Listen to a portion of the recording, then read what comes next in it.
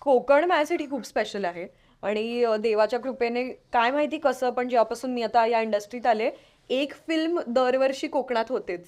So तो जो माझा ट्रेंड आहे. हो ते असं नाही यार ट्रेंड कोकणात नाही, नाहीये. तू नाही ठरवत गेलं हा, झालाय तो हा, म्हणजे. झालाय पण त्यामुळे मला कोकण आणखी जास्त अनुभवता आलं म्हणजे लहानपणी कदाचित मिस झालेलं कारण लहानपणी रत्नागिरीपर्यंतच मी ट्रॅव्हल केलेलं.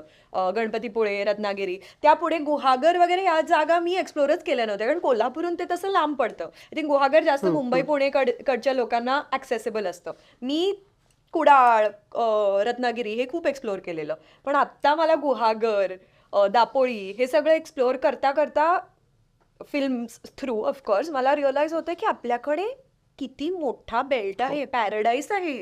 पण तू म्हणजे तू म्हणतोस ते कोल्हापूर अगदी बरोबर आहे. कोल्हापूरहून कधी त्या भागात असं तुझं जाणं झालं नव्हतं? कुडाळ